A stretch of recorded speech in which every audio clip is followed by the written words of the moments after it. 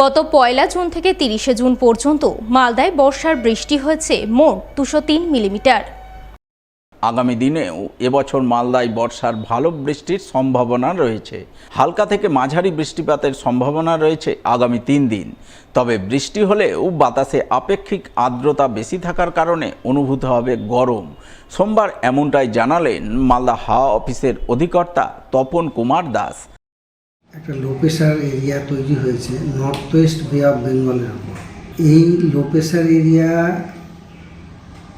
থাকার জন্য আপনার মনসুন ট্রাপ এখন ওই গঙ্গানগর মানে গুজরাট রাজস্থান, গঙ্গানগর, আগ্রা, প্রয়াগ, ডালটনগঞ্জ, বাঁকুড়া হয়ে মানে অবস্থান করছে মনসুন ট্রাপ যেটা।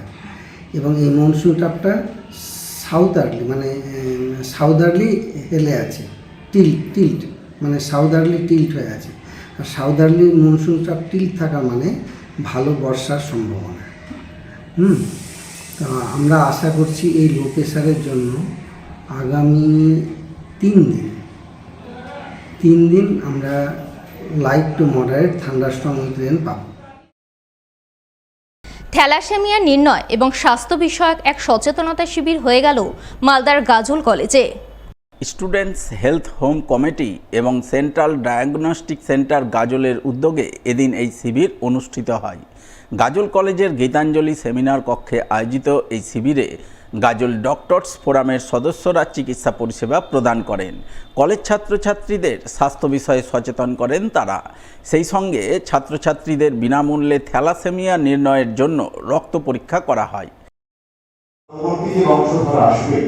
সচেতনতা আমরা যে বিশেষ বলছিলেন টিআইসি স্যার